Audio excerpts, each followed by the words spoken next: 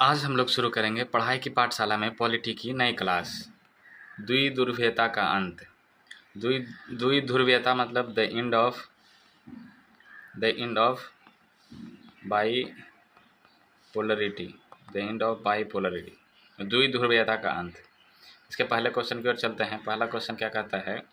Union of Soviet socialist Republic USSR निम्न के बाद अस्तित्व में आया। मतलब किसके बाद अस्तित्व में आया? तो रूसी क्रांति के बाद, रूसी क्रांति 1917 के बाद अस्तित्व में आया। Union of Soviet socialist Republic USSR 1917 में। रूस में समाजवादी क्रांति के बाद, रूस में क्या था? समाजवादी क्रांति था। समाजवादी क्रांति के बाद अस्तित्व में आया। यह क्रांति, जो समाजवादी क्रांति है, यह क्रांति पूंजीवादी के विरुद्ध और समतावादी समाज की आवश्यकताओं के रूप में समाजवाद के आदर्शों से प्रेरित था। क्या था?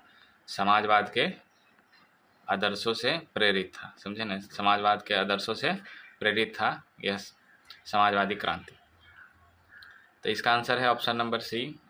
अब चलते हैं नेक्स्ट क्वेश्चन नंबर 2 की ओर। क्वेश्चन नंबर 2 कहता है union of Soviet socialist Republic USSR के संबंध में निम्नलिखित कथनों पर विचार करें। पहला ऑप्शन है सोवियत राजनीतिक प्रणाली कम्युनिस्ट पार्टी के आसपास केंद्रित थी तथा किसी अन्य राजनीतिक दल या विपक्षी दल को अनुमति नहीं थी। यूएसएसआर आर्थिक प्रणाली के तहत निजी संपत्ति को पूरी तरह से समाप्त कर दिया गया था।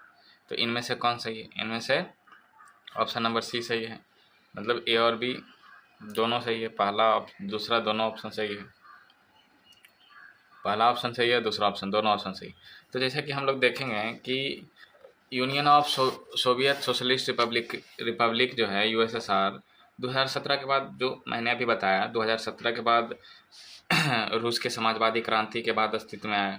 समाजवादी क्रांति के बाद ही अस्तित्व में आया। उसके बाद क्या कहता है कि यह क्रांति पूंजीवादी के विरुद्ध, आज जो समाजवादी क्रांति है वह पूंजीवाद के विरुद्ध थी। समझा ना?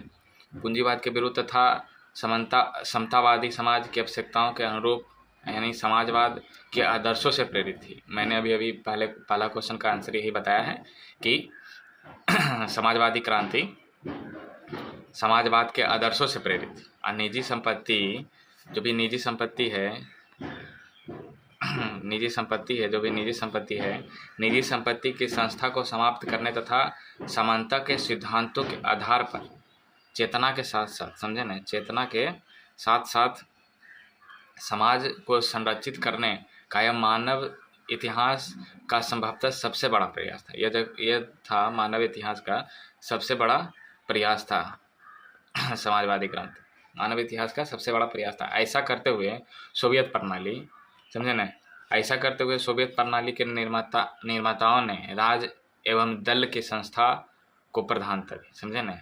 ऐसा करते मतलब क्या किया? राज एवं दल को प्रधानता दिया गया। मतलब दूसरा पहला दोनों ऑप्शन सही है।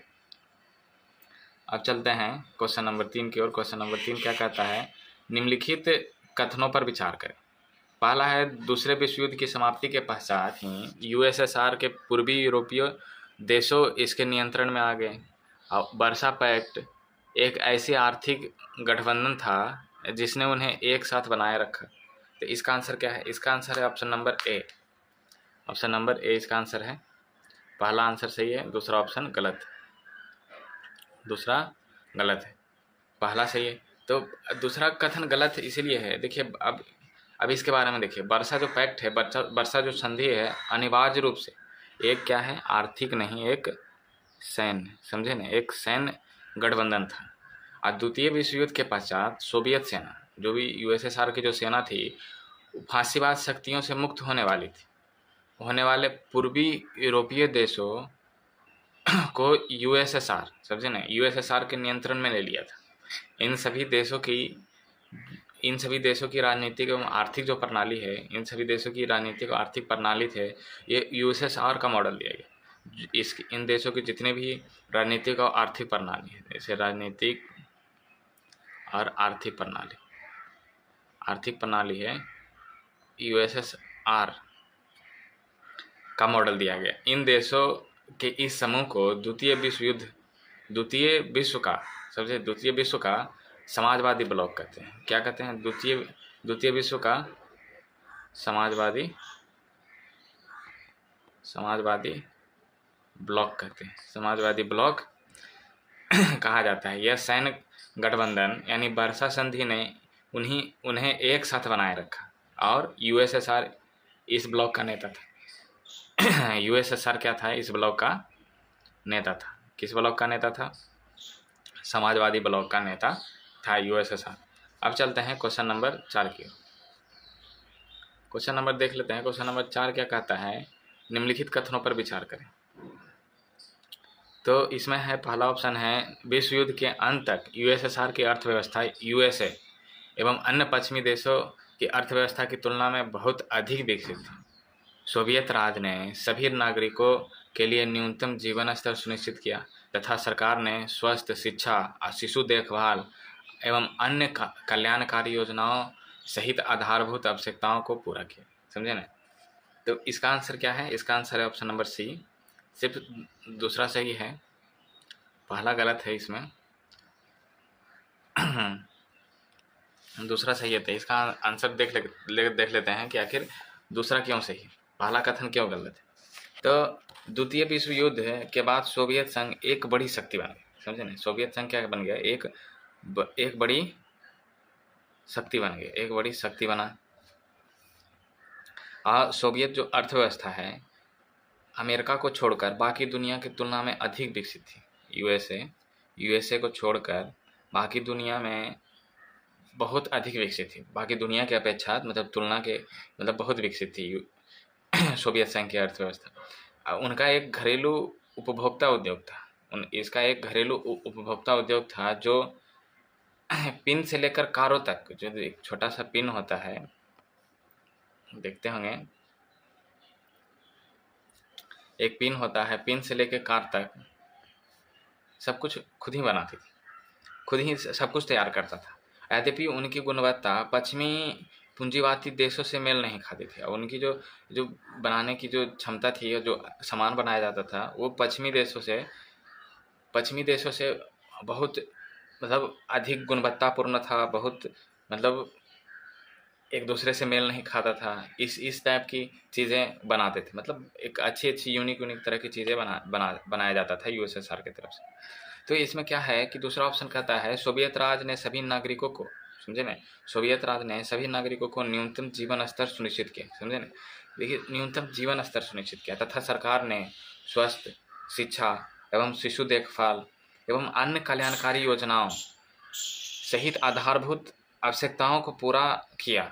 यहाँ कोई बेरोजगारी नहीं थी। यहाँ क्या है? यहाँ बेरोजगारी नहीं थी, जैसे अभी पूरा बेरोजगारी फैला हुआ है, इस टाइप से वहाँ उस टाइम बेरोजगारी नहीं थी। इसी कारण वहाँ की अर्थव्यवस्था, सोवियत संघ की अर्थव्यवस्था बहुत आगे थी। तो अब चलते हैं क्वेश्चन नंबर 5 की ओर। Sorry guys. तो क्वेश्चन नंबर 5 कहता है, निम्नलिखित में कौन यूएसएसआर की राज की प्रकृति को दर्शाता है? न्यूनतम नौकरशाही, जवाबदेही का उच्च स्तर, लोकतंत्र की कमी तथा बोलने की स्वतंत्रता का अभाव। इसमें से कौन है जो कि राज की मतलब यूएसएसआर की प्रकृति को दर्शाता है? Option number 3। इसका बी सही है, केवल 3 ही सही है। समझे ना? लोकतंत्र की कमी तथा बोलने की स्वतंत्रता का अभाव यूएसएसआर की राज की प्रकृति को दर्शाता है। तो सोवियत प्रणाली अत्यधिक नौकरशाही एवं सत्तावादी व्यवस्था थी, अत्यधिक नौकरशाही व्यवस्था थी और सत्तावादी व्यवस्था थी। लोकतंत्र की कमी तथा बोलने की स्वतंत्रता के अभाव में लोगों का दम घुटता था। ये सब कारण से लोगों का दम घुटता था, जो अक्सर चुटकुले एवं कार्टूनों के माध्यम से अपना असंतोष व्यक्त करते थे। क्या करते थे?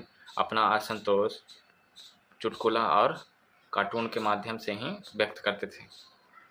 सोवियत संघ की कम्युनिस्ट पार्टी द्वारा प्रतिनिधित्व की गई एक दलीय प्रणाली, समझे ना? सोवियत संघ जो है कम्युनिस्ट पार्टी द्वारा प्रतिनिधित्व किया जाता था। वहाँ की एक पार्टी है कम्युनिस्ट पार्टी, उसके द्वारा ही सोवियत संघ प्रतिनिधित्व करता था। अब उसके बाद क्या कहा गया है कि यह एक दलीय प्रणाली का सभी संस्थानों का कड़ा नियंत्रण था। मतलब ये एक दलीय प्रणाली था सोवियत संघ में, और उसका सभी संस्थानों पे बड़ा ही कड़ा मतलब बहुत ही कठिन तरीके से नियंत्रण करता था। यह लोगों के लिए अस्वीकार था। यह लोगों के लिए जो इसकी जो कार्य प्रणाली थी वह लोगों के लिए अस्वीकार था, स्वीकार नहीं था, क्योंकि उनकी लोकतंत्रता की कमी थी, बोलने की स्वतंत्रता का अभाव था। पार्टी को 15 अलग अलग गणराज्य में उन लोगों के आग्रह को स्वीकार करने से इनकार कर दिया जिन्होंने अपनी संस्कृति के मामले सहित अपने स्वयं के मामलों का प्रबंधन करने के लिए सोवियत संघ का गठन किया था। और इन लोगों को इनकार कर दिया जिन्होंने सोवियत संघ का गठन किया था, समझे ना। अब चलते हैं क्वेश्चन नंबर 6 की ओर। क्वेश्चन नंबर 6 क्या कहता है, निम्नलिखित कथनों पर विचार करें। तो मिखाइल गोर्बाचेव ने देश के भीतर आर्थिक एवं राजनीतिक सुधार तथा लोकतांत्रिकरण की नीतियों का प्रणयन किया। दूसरा है, इन सुधारों का विरोध कम्युनिस्ट पार्टी के नेताओं द्वारा किया गया था। जो इन सुधारों का जो विरोध है कम्युनिस्ट पार्टी के नेता द्वारा। मैंने अभी बताया आप लोगों को, यूएसएसआर में एक ही पार्टी थी जिसे कम्युनिस्ट पार्टी कहा जाता था, एक दलीय पार्टी थी। तो इसका आंसर है ऑप्शन नंबर सी, दोनों सही है। दोनों सही है। तब इसके बारे में थोड़ा सा देख लेते हैं। गोर्बाचोव ने मिखाइल गोर्बाचोव ने देश के भीतर आर्थिक एवं राजनीतिक सुधार एवं लोकतांत्रिकरण, समझे ना, लोकतांत्रिकरण की नीतियों का परिणाम किया। इन सुधारों को कम्युनिस्ट पार्टी के नेताओं द्वारा विरोध किया गया। देखिए, इन सुधारों के प्रति कम्युनिस्ट पार्टी के नेताओं द्वारा विरोध किया गया था। और 1991 में तख्ता पलट हुआ। 1991 में तख्ता पलट हुआ, जिसे कम्युनिस्ट पार्टी की कट्टरपंथियों ने प्रोत्साहित किया। और उसे मतलब क्या, कम्युनिस्ट पार्टी की जो कि कट्टरपंथी थी ने प्रोत्साहित किया। लोगों ने तब तक स्वतंत्रता का स्वाद चख लिया था तथा वह कम्युनिस्ट पार्टी के पुराने ढंग से शासन को नहीं चाहते थे। और जो कम्युनिस्ट पार्टी के जो पुराने ढंग से शासन थे, एक कड़ा शासन था, सभी मतलब कड़ा नियंत्रण था सभी संस्थानों के प्रति, उस तरह का शासन नहीं चाहते थे। कम्युनिस्ट पार्टी के पुराने ढंग के शासन को नहीं चाहते थे।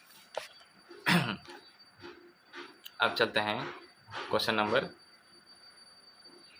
7।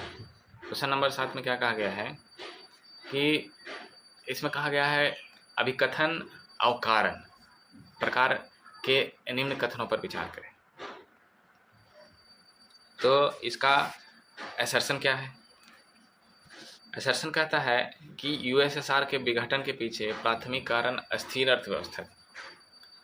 और रीजन क्या कहता है, सोवियत अर्थव्यवस्था ने परमाणु एवं सैन्य शास्त्रागार एवं संयुक्त राज्य अमेरिका के साथ अंतरिक्ष की दौड़ को बनाए रखने में अपने संस्थानों का अत्यधिक उपभोग कर लिया था।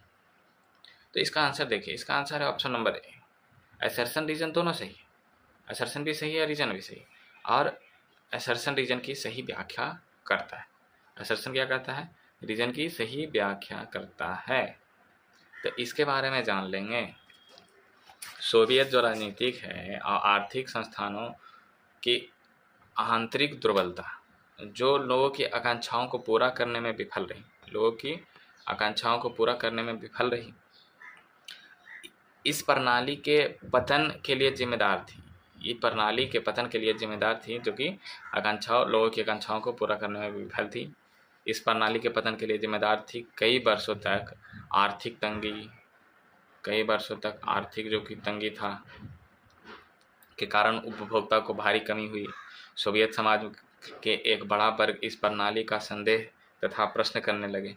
जितने भी सोवियत संघ के एक बड़ा दल है, इस पे प्रश्न उठाने लगे। और धीरे धीरे यह सब खुले तौर पर होने लगा। और फिर जो कि ये सारी चीज़ें हैं, आवाज़ उठाना, वो सब प्रश्न करना, ये सब खुले तौर पर होने लगा। मतलब सब जानने लगे। सोवियत अर्थव्यवस्था अपने संसाधनों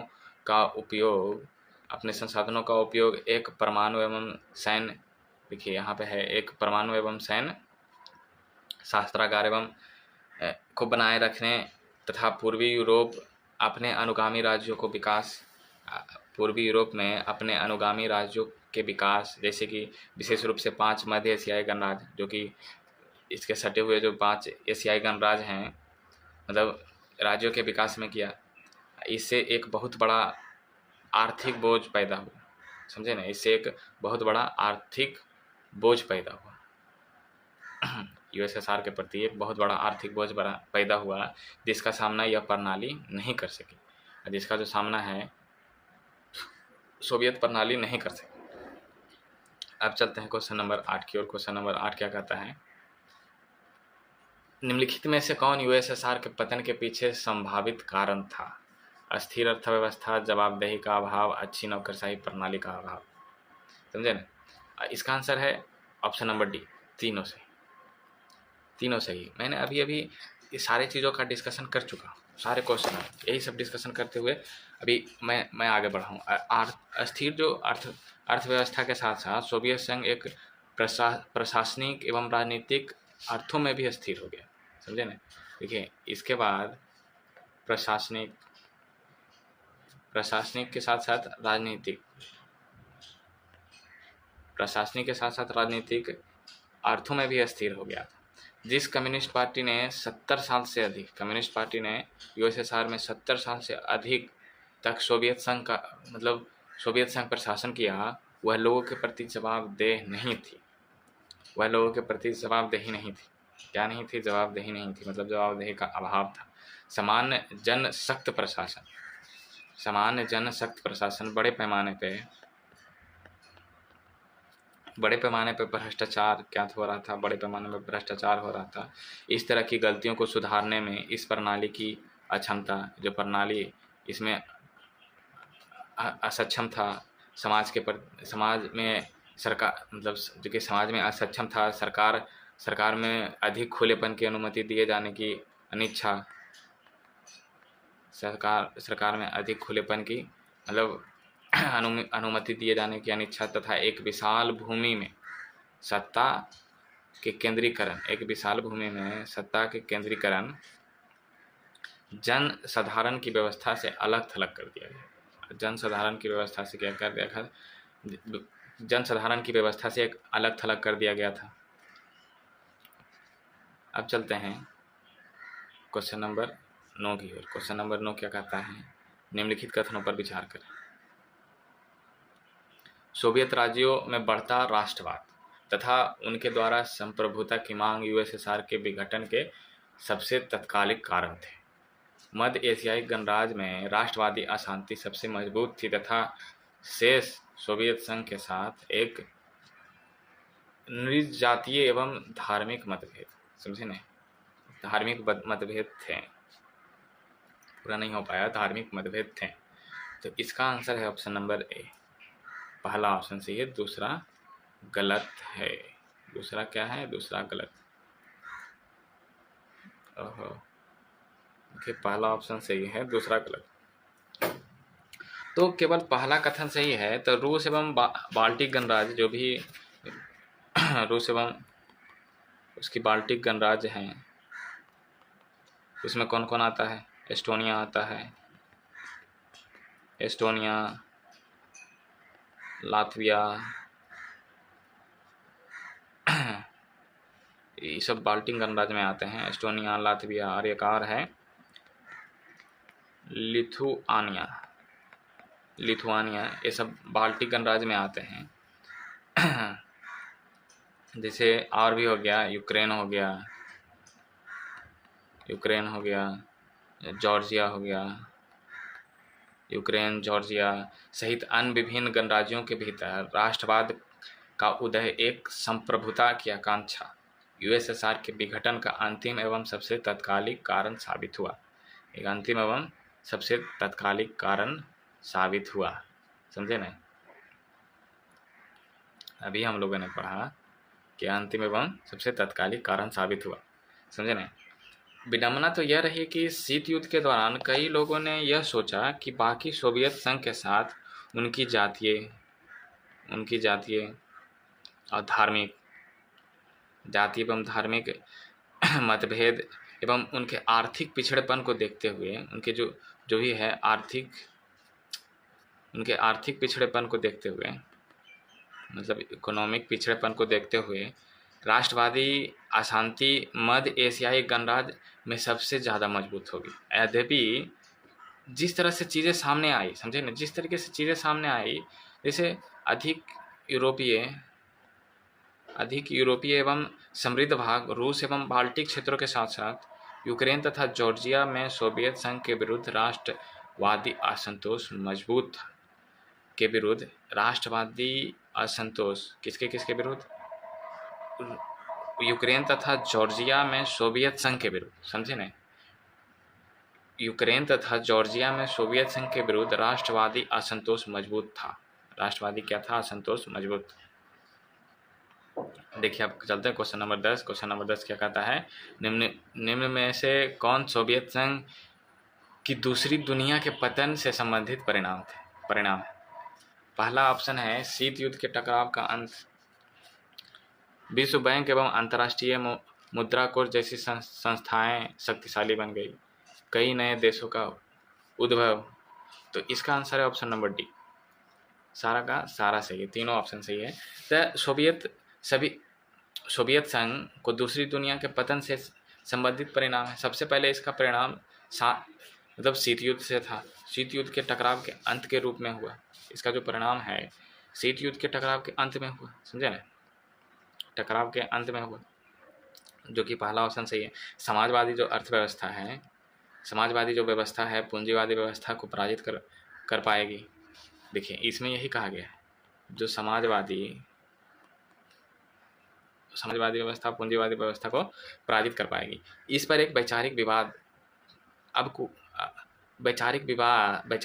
अब कोई मुद्दा नहीं रहा। इस पे जो कि जितने भी वैचारिक विवाद हुए वह मतलब सोवियत संघ में इसका कोई मुद्दा ही नहीं रहा, समझे ना। विश्व युद्ध एवं अंतर्राष्ट्रीय मुद्रा कोष जैसी संस्थाएं, विश्व बैंक एवं अंतर्राष्ट्रीय मुद्रा कोष जैसी संस्थाएं, इन सभी देशों के शक्तिशाली सलाहकार बन गए, समझे ना। इन सभी देशों, जितने भी सोवियत संघ के देश हैं, उस सबकी मतलब सलाहकार बन गए, शक्तिशाली सलाहकार बन गए, क्योंकि उन्होंने उन्हें पूंजीवाद की तरफ उनके संक्रमण के लिए ऋण दिया, समझे ना। उनके संक्रमण के लिए क्या किया? ऋण दिया, मतलब कर्ज दिया। तीसरा, सोवियत गुट, जितने भी सोवियत गुट हैं के अंत का मतलब नए देशों का उदय। सोवियत गुट के अंत का मतलब नए देशों का उदय, समझे ना, मतलब उदय उद्भव। इन सभी देशों की अपनी स्वतंत्रता आकांक्षाएं एवं पसंद थे, स्वतंत्रता और आकांक्षाएं पसंद थे इन सभी देशों को, इसलिए नए नए देशों का उदय हो गया। अब चलते हैं क्वेश्चन नंबर 11। क्वेश्चन नंबर 11 क्या कहता है? विश्व बैंक और IMF द्वारा USSR देशों के उपचार के संदर्भ में शॉक थेरेपी के संबंध में निम्नलिखित में से कौन सा सही है? कौन सा कथन सही है? तो इसका आंसर है समाजवादी से पूंजीवादी लोकतंत्र में पूर्ण संक्रमण, समझे ना, समाजवादी से पूंजीवादी देश में पूर्ण संक्रमण, शॉक थेरेपी। बहुत ही अच्छा क्वेश्चन है, शॉक थेरेपी क्या? तो रूस, मध्य एशिया और पूर्वी यूरोप में संक्रमण का एक मॉडल था। क्या था? संक्रमण का एक मॉडल था, जो विश्व बैंक और IMF से प्रभावित था। इस मॉडल को शॉक थेरेपी कहते हैं। इस मॉडल को क्या कहते हैं? शॉक थेरेपी के रूप में जाना जाता है। इन देशों में से प्रत्येक को एक पूंजीवादी अर्थव्यवस्था में समग्रता के साथ साथ रूपांतरित किए जाने की आवश्यकता थी, समझे ना। इसमें रूपांतरित किए जाने की आवश्यकता थी, जिसका तात्पर्य यह था कि सोवियत काल के दौरान विकसित हुई संरचना को पूरी तरीके से जड़ से उखाड़ फेंकना है। इसका अर्थ यह था कि संपत्ति के स्वामित्व की संरचना का निजी स्वामित्व में रूपांतरण करना। मतलब क्या था? संपत्ति के स्वामित्व की संरचना, जितने भी स्वामित्व की जो संरचना था उसे निजी स्वामित्व में रूपांतरण करना। राज्य संपत्ति एवं कॉरपोरेट स्वामित्व संरचना की निजी संपत्ति को तुरंत लाया जाना था और सामूहिक खेती को निजी खेती एवं कृषि, देखिए खेती में भी हो गया, जो सामूहिक खेती था उसे निजी यानी प्राइवेट खेती, जितने भी जहाँ भी निजी लग रहा है वहाँ पे प्राइवेट हो रहा है। प्राइवेट खेती एवं कृषि में पूंजीवाद से प्रतिस्थापित किया जाना था, पूंजीवाद से प्रतिस्थापित किया जाना था। यही शॉक थेरेपी का एक मॉडल था। अब चलते हैं क्वेश्चन नंबर 12। क्वेश्चन नंबर 12 कहता है यूएसएसआर के पतन के पश्चात अर्थव्यवस्था के संदर्भ में निम्नलिखित कथनों पर विचार करें। पहला है मुक्त व्यापार व्यवस्था एक विदेशी प्रत्यक्ष निवेश यानी एफडीआई को परिवर्तन का मुख्य इंजन बना था। यूएसएसआर के पतन के पश्चात ही अर्थव्यवस्था में विदेशी निवेश, वित्तीय दरवाजे खोलने या विनियमन एवं मुद्रा परिवर्तनीयता के लिए खुलापन शामिल था। समझे ना, मुद्रा परिवर्तनीय के लिए खुलापन शामिल था। तो इसका आंसर है ऑप्शन नंबर सी। पहला और दूसरा दोनों सही, ऑप्शन नंबर सी है। मतलब पहला ऑप्शन भी सही है, दूसरा ऑप्शन भी सही। अब देख लेंगे कि सही है तो इसके बारे में देख लेंगे कि एक कम्युनिस्ट समाजवादी व्यवस्था से लोकतांत्रिक पूंजीवादी व्यवस्था, समझे ना, एक कम्युनिस्ट समाजवादी व्यवस्था से, देखिए यहाँ पे लिख देते हैं कम्युनिस्ट समाजवादी व्यवस्था से पूंजीवादी व्यवस्था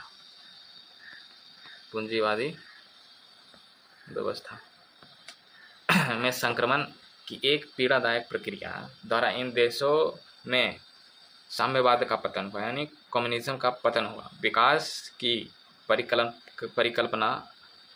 जो परिकल्पना की गई थी अब अधिक से अधिक व्यापार के माध्यम से ही की जा रही थी, तथा इस प्रकार मुक्त व्यापार व्यवस्था, मुक्त मतलब खुला व्यापार व्यवस्था के लिए अचानक एवं पूर्ण संक्रमण आवश्यक माना गया। मुक्त व्यापार व्यवस्था एवं विदेशी प्रत्यक्ष निवेश यानी एफडीआई को इस परिवर्तन का संचालक होना था, जिसमें विदेशी निवेश और वित्तीय खुलापन, जिसमें क्या विदेशी निवेश और वित्तीय खुलापन यानी वित्तीय मतलब दरवाज़ा खोलना यानी वित्तीय खुलापन या विनियमन और मुद्रा परिवर्तनीयता के लिए खुलापन भी शामिल था। समझे ना, ये सब भी शामिल था, ये सब चीज़ें भी शामिल थी। अब चलते हैं क्वेश्चन नंबर 13। क्वेश्चन नंबर 13 क्या कहता है, निम्नलिखित कथनों पर विचार करें। पहला है 1990 के दशक में लाई गई शॉक थेरेपी ने पूर्व यूएसएसआर राज्यों के लोगों को बड़े पैमाने पर खपा लिया और है कि पश्चिमी द्वारा प्रयोजित शॉक थेरेपी पूरे क्षेत्र की अर्थव्यवस्था को चौपट कर दिया तथा लोगों पर आपदा बनकर टूट पड़ा। लोगों पर क्या बनकर टूट पड़ा? आपदा बनकर टूट पड़ा है। तो इसलिए इसका आंसर है ऑप्शन नंबर बी। दूसरा ऑप्शन सही है।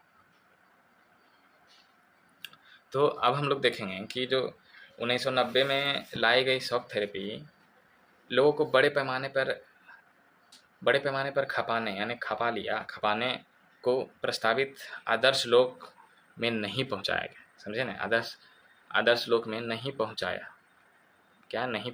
समझे ना। सामान्यतः यह इस पूरे क्षेत्र की अर्थव्यवस्था को चौपट कर दी। समझे ना, पूरे देश की अर्थव्यवस्था को चौपट कर दिया, यानी पूरे सोवियत यूएसएसआर के क्षेत्र की जितने भी अर्थव्यवस्था थी सभी को चौपट कर दिया। सभी को क्या कर दिया? चौपट कर दिया। जैसे कि यहाँ पर लिखा गया है, सभी को चौपट कर दिया और लोगों के ऊपर आपदा बनकर टूटा। रूस के बड़े राज्य नियंत्रित औद्योगिक परिसर लगभग ध्वस्त हो गए। जितने भी रूस के औद्योगिक परिसर थे लगभग सभी टूट गए, ध्वस्त हो गए, कुछ नहीं बचा, क्योंकि इनके लगभग 90% उद्योगों को निजी इकाइयों एवं कंपनियों को बेचने के लिए प्रस्तुत किया गया था। जितने भी इनके रूस के जितने भी कंपनियां थी, उद्योग थे, उसे निजी इकाइयों एवं कंपनियों को बेचने के लिए प्रस्तुत कर दिया गया था। सबको बेचा जा रहा था, लगभग 90% कंपनियों को। इसलिए इसका ऑप्शन है बी सही है। अब चलते हैं क्वेश्चन नंबर 14 की ओर। क्वेश्चन नंबर 14 कह रहा है यूएसएसआर की अर्थव्यवस्था के पतन के पश्चात आर्थिक विचार विमर्श के संदर्भ में इतिहास की सबसे बड़ी गैराज सेल के संबंध में निम्नलिखित में से कौन सही? सबसे बड़ी गैराज सेल, समझे ना। इसमें से क्या है? ऑप्शन नंबर सी सही है। मूल्यवान उद्योगों का अवमूल्यन किया गया तथा उन्हें कम कीमत पर बेचा गया। क्या किया गया? उसे कम कीमत पर बेचा गया। अब यूएसएसआर के 90% कंपनियां थी, उसे किसी निजी कंपनियों को निजी कंपनियां और निजी इकाइयों को बेचा जा रहा था। तो उसमें सबसे बड़ा है कि बहुत बड़े बड़े मूल्यवान उद्योग था, उसे अवमूल्यन किया गया और उसे कम कीमत पर बेचा जा रहा था। रूस के सबसे बड़े राज नियंत्रित औद्योगिक परिसर लगभग, जो कि मैंने बताया, ध्वस्त हो गया। 90% उद्योग निजी इकाइयों कंपनियों को सेल पर रखा गया था। चूँकि यह पुनर्गठन बाजार की शक्तियों के माध्यम से, ना कि सरकार द्वारा, यह यह बाजार के माध्यम से किया गया था, ना कि सरकार द्वारा। यह सरकार द्वारा नहीं किया गया था, सरकार द्वारा निर्देशित औद्योगिक नीतियों के द्वारा किया गया था। मतलब सरकार के द्वारा नहीं किया गया था। इससे पूरे उद्योग में आभासी लोप हुआ। इससे देखिए रूस के जितने भी उद्योग में है उसमें आभासी लोप हुआ, यानी बहुत कमी हुआ। इसे इतिहास की सबसे बड़ी गैराज सेल कहा जाता है, क्योंकि मूल्यवान उद्योगों को अवमूल्यन किया गया तथा उन्हें कौड़ियों के भाव में बेचा गया। उन्हें मतलब कौड़ियों यानी कम कीमतों के भाव में बेच दिया गया। बड़े बड़े कंपनियों को, रूस के सब बहुत बड़ी बड़ी कंपनियों को इस तरीके से सेल किया गया, बेचा गया। अब चलते हैं निम्नलिखित कथनों पर विचार करें। यूएसएसआर के पतन के पश्चात मुद्रा रूबल क्या है? मुद्रा रूबल के मूल्य में नाटकीय रूप से गिरावट हुई। रूबल के मूल्य में नाटकीय रूप से गिरावट हुआ। पहला ऑप्शन 1999 में रूस की वास्तविक जीडीपी जो थी, रूस की वास्तविक जीडीपी ग्रॉस डोमेस्टिक प्रोडक्ट 1989 में यूएसएसआर के पतन से पहले की तुलना में बहुत अधिक थी। पतन की पहले की तुलना में बहुत अधिक थी। तो इसका है आंसर ऑप्शन नंबर बी, ए। पहला ऑप्शन सही है। क्या है? पहला ऑप्शन सही है।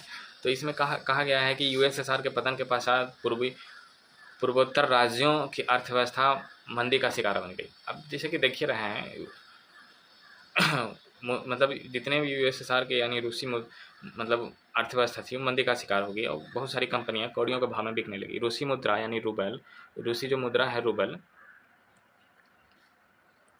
एक नाटकीय रूप से कम हो गया। अब वास्तविक है कि आप जब मंदी का सामना कीजिएगा, आर्थिक मंदी का सामना कीजिएगा, अर्थव्यवस्था आपका गिर गया, तो आपका जो रूबल का जो कीमत है उसमें भी गिरावट आ जाएगी।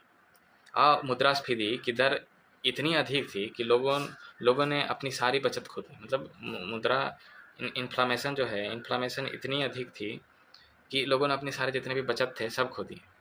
बचत सबसे बड़ा इस सब चीज़ का नुकसान जनता पे ही होता है। सामूहिक कृषि प्रणाली समाप्त हो गई तथा लोग बिना खाद्य सुरक्षा के छोड़ दिए गए तथा रूस में खाद का आयात करना शुरू कर दिया। रूस में खाद का आयात करना शुरू कर दिया। 1999 में रूस की वास्तविक जीडीपी जो थी 1989 की तुलना में कम थी, तुलना में अधिक नहीं कम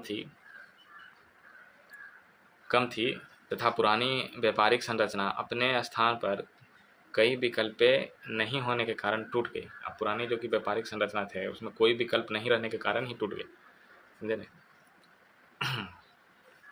तो यहाँ पे जो लिखा गया है ऑप्शन नंबर 2 में कि ये मतलब 1989 की अपेक्षा 1999 की अपेक्षा रूस की जीडीपी 1989 की तुलना में बहुत कम थी, अधिक नहीं थी, बहुत कम थी।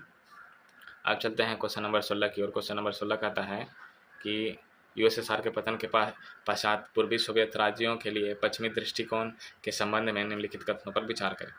इसमें है आर्थिक परिवर्तन की मांगों की तरह लोकतांत्रिक संस्थाओं के निर्माण का ध्यान रखा गया तथा उसे प्राथमिकता भी नहीं मिली। क्या उसे प्राथमिकता भी नहीं मिली? इन राज्यों को पश्चिमी देशों की तुलना में निम्न स्थितियों में रखने के लिए पश्चिमी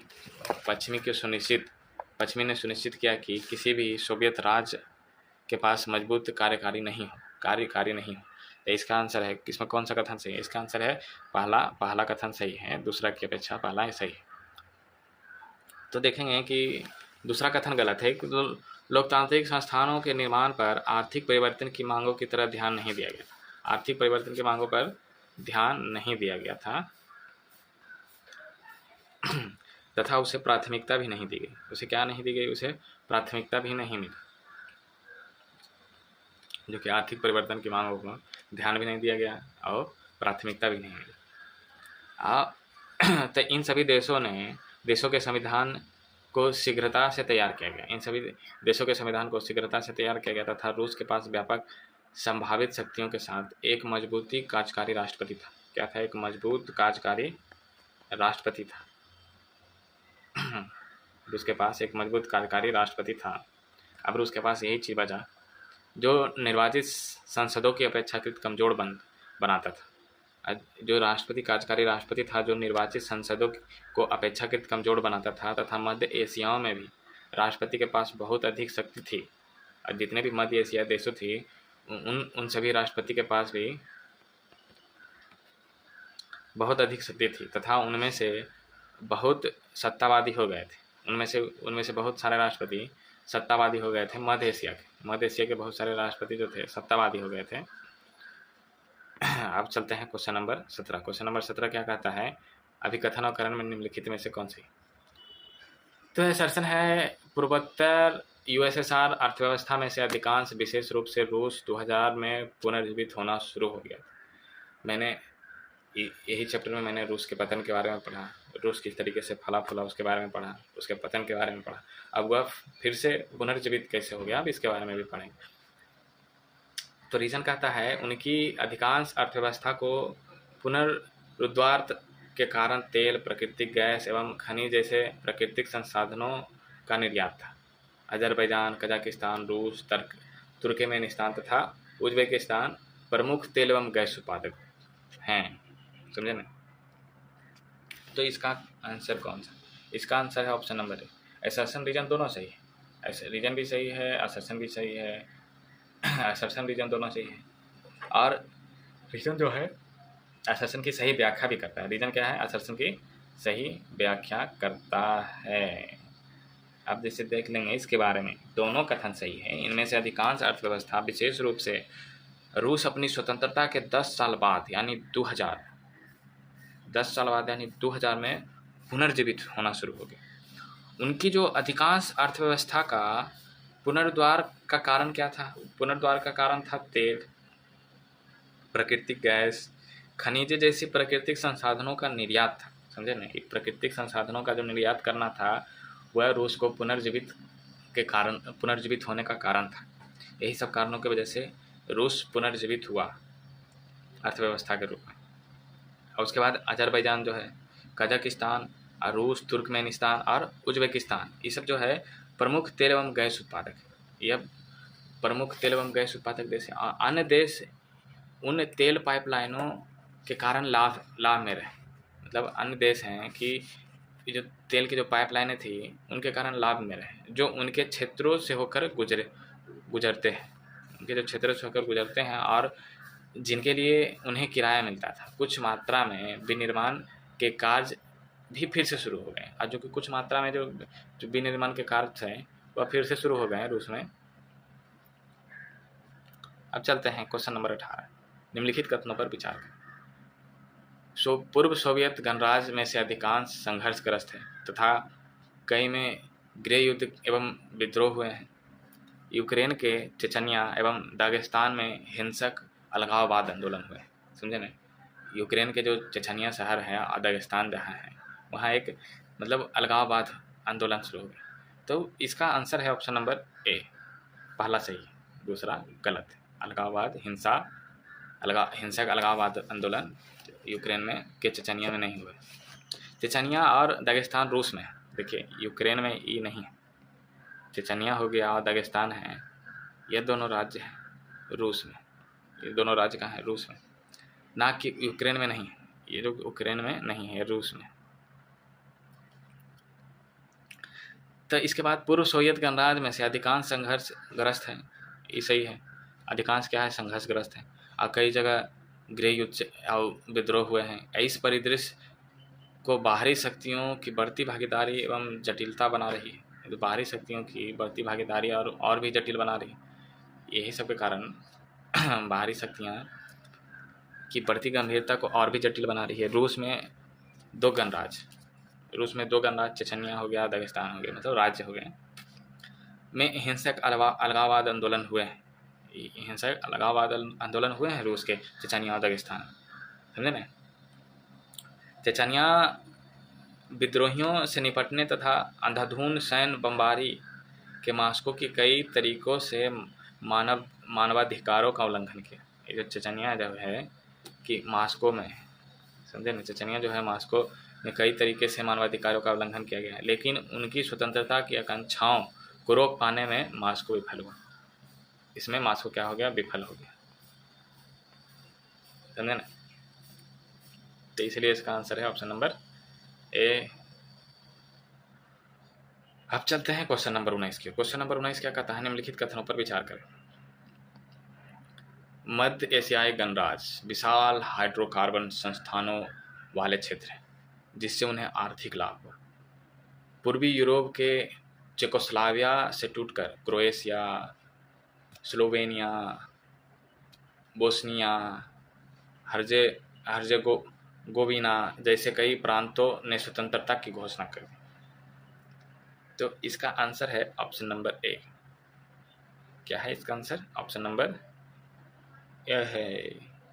पहला ऑप्शन सही है। तो पहला कथन सही है, दूसरा कथन क्यों गलती? पूर्वी यूरोप स्थित चेकोस्लोवाकिया दो देशों में शांतिपूर्ण विभाजित हो गया, जिसमें चेक और स्लोवाक स्वतंत्र देश बना। इसमें मतलब चेकोस्लोवाकिया जो है दो देशों में विभाजित हो गया। जिसमें कौन कौन देश है? उसमें पहला देश चेक है और दूसरा देश कौन है? स्लोवाक। दूसरा देश है स्लोवाक। समझे ना? दूसरा देश कौन है? स्लोवाक देश। स्वतंत्र देश बन गए, या जो कि देश हैं जो कि स्लोवाक स्वतंत्र देश बन गए। और उसके बाद क्या कहता है? मध्य एशियाई गणराज्य विशाल हाइड्रोकार्बन संस्थानों वाले क्षेत्र है। समझे ना? विशाल हाइड्रोकार्बन संस्थानों वाले जिससे उन्हें आर्थिक लाभ हुआ। मध्य एशिया के बाह्य शक्तियों एवं तेल कंपनियों के बीच प्रतिस्पर्धा का एक क्षेत्र बन गया। समझे ना? बहुत प्रतिस्पर्धा हो गया तेल कंपनियों के बीच। और 1991 के बाद देखिए, इसको मिटा देते हैं। अब जैसे कि देखिए यहाँ पे क्या लिखा गया है। 1991 के बाद 1991 के बाद क्रोएशिया, स्लोवेनिया, बोस्निया हर्जेगोविना जैसे कई प्रांतों से अलग होकर स्वतंत्रता की घोषणा कर दी। और नृजातीय सर्वे ने इसका विरोध किया, और नृजातीय सर्वों ने इसका विरोध किया, और गैर सर्वों ने बोस्नियाओं गैर सर्व, देखिए बहुत ही कठिन शब्द है, गैर सर्व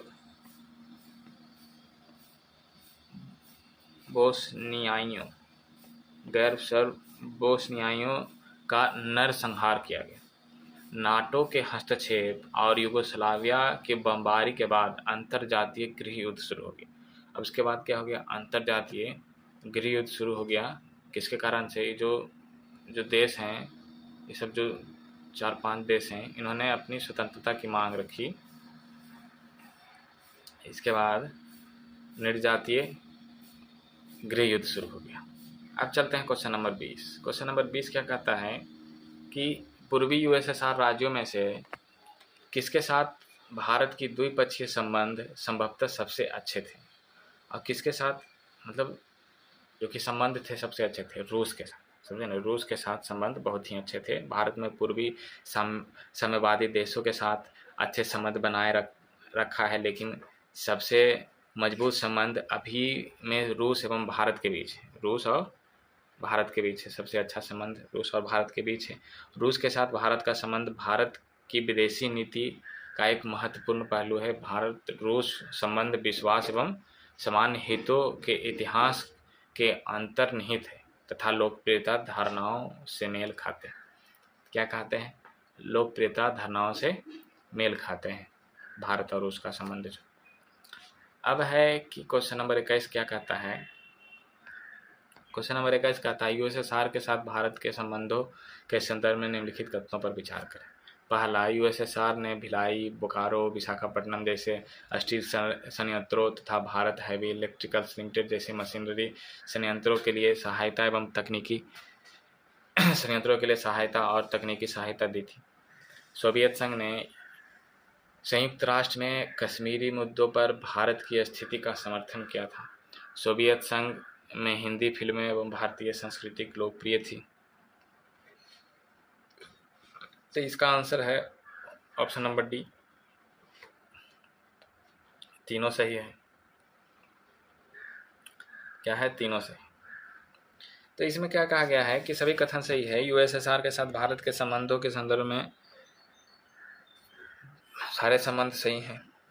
सोवियत संघ भारत के सार्वजनिक क्षेत्रों की कंपनियों की सहायता ऐसे समय पे की थी जब ऐसी सहायता मिलना मुश्किल था, जिसमें भिलाई हो गया, बोकारो हो गया, विशाखापट्टनम हो गया। विशाखापट्टनम जैसे इस्पात संयंत्रों तथा भारत में हैवी इलेक्ट्रिकल्स, भारत में क्या है, हैवी इलेक्ट्रिकल्स लिमिटेड, जैसे कि मतलब मशीनरी संयंत्रों के लिए वित्तीय एवं तकनीकी सहायता दी थी यूएसएसआर के साथ भारत के संबंध में। यही सब सार्वजनिक सोवियत संघ के द्वारा भारत को सार्वजनिक क्षेत्रों में सहायता मिली थी। और सोवियत संघ ने संयुक्त राष्ट्र में कश्मीरी मुद्दों पर भारत की स्थिति का समर्थन किया था। सोवियत संघ ने भारत के प्रमुख संघर्षों के दौरान, विशेष रूप से 1971 में जब युद्ध हुआ था 1971 में पाकिस्तान के साथ जब युद्ध हुआ था, तो युद्ध के दौरान भारत का समर्थन किया था। इसमें क्या क्या क्या क्या किया था? भारत का समर्थन किया था सोवियत संघ के द्वारा। और सोवियत संघ ने हिंदी फिल्में एवं भारतीय संस्कृति मतलब बड़ी संख्या में मतलब लोकप्रिय थी, और बड़ी संख्या में भारतीय लेखकों एवं कलाकारों ने यूएसएसआर की यात्राएं की थी। अब बहुत संख्या में यहाँ के जो लेखक थे उन्होंने वहाँ की यात्राएं की थी, मतलब यूएसएसआर की यात्राएं की थी। अब चलते हैं क्वेश्चन नंबर 22 की ओर। क्वेश्चन नंबर 22 क्या कहता है?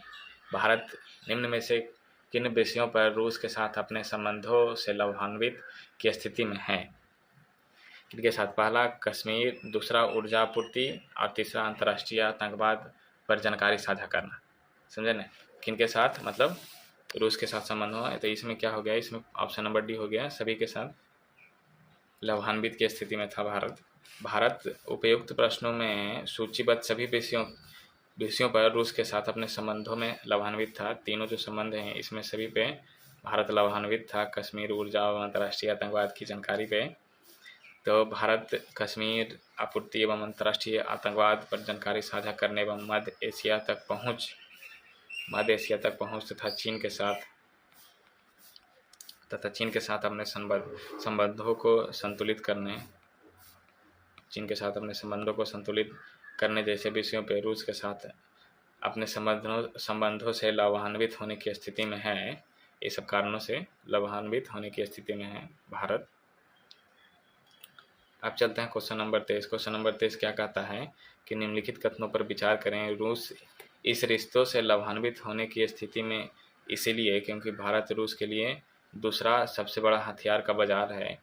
भारत यूरोप एवं कजाकिस्तान और तुर्कमेनिस्तान गणराज्यों से अपनी ऊर्जा आयात को बढ़ाने की तलाश में, समझे ना, बढ़ाने की क्या है? तलाश में। तो इसका आंसर है ऑप्शन नंबर डी। ए और बी दोनों सही है, पहला दूसरा दोनों सही है। तो रूस इस रिश्ते से मतलब रूस भी भारत के साथ जो रिश्ता है उसे लाभान्वित होने की स्थिति में इसीलिए है क्योंकि भारत रूस के लिए दूसरा सबसे बड़ा हथियार का बाजार है। पहला ऑप्शन बिल्कुल सही है। भारतीय सेनाओं को अपने अधिकांश हार्डवेयर रूस से प्राप्त है। हार्डवेयर क्या है? रूस से प्राप्त होते हैं। चूँकि भारत एक तेल आयातक वाला देश है, भारत तेल खरीदता है, तेल आयातक वाला देश है, इसलिए रूस भारत के लिए महत्वपूर्ण है तथा अपने तेल संकटों के दौरान भारत की सहायता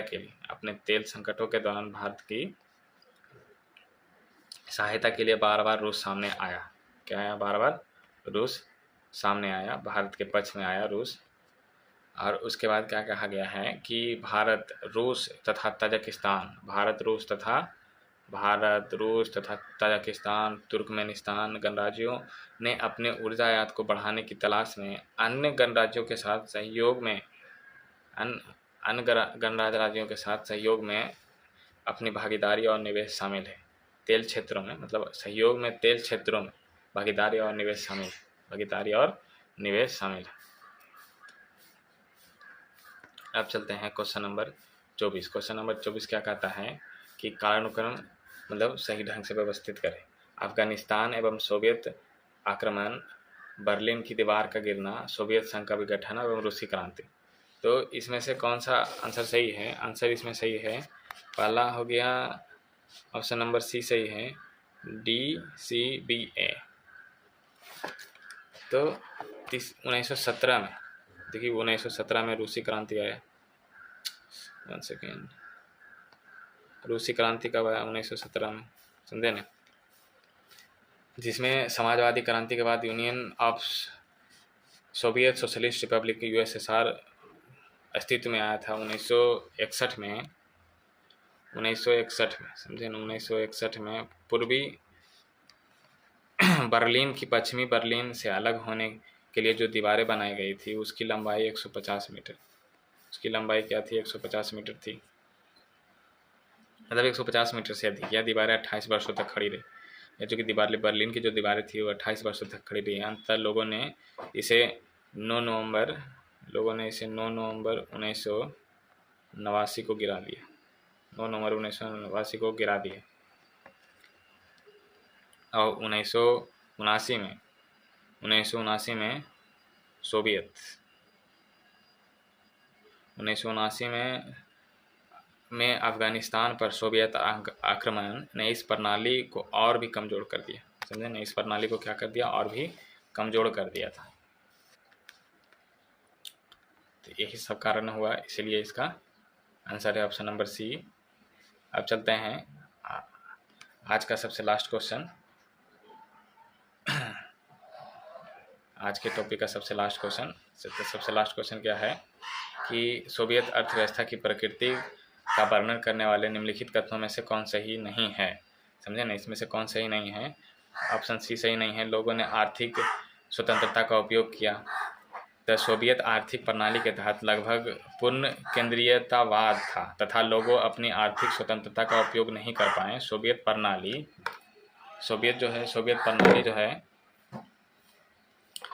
प्रणाली भी बहुत अधिक नौकरशाही वाली एक सत्तावादी थी, जिसमें नागरिकों के लिए जीवन बहुत कठिन हो गया था। लोकतंत्र की कमी के कारण लोकतंत्र की कमी तथा बोलने की स्वतंत्रता के अभाव से लोग परेशान थे तथा उनका यह असंतोष अक्सर चुटकुले और कार्टून के रूप में व्यक्त होता था। किसके रूप में व्यक्त होता था? चुटकुले एवं कार्टून के रूप में व्यक्त होता था। लोगों की आर्थिक स्वतंत्रता का उपयोग किया गया। क्या किया गया? लोगों की आर्थिक स्वतंत्रता का उपयोग किया गया। तो आज के लिए बस इतना ही रहने देते हैं। मिलते हैं किसी नए टॉपिक के साथ अगले वीडियो में। तब तक के लिए धन्यवाद। जय हिंद, जय भारत।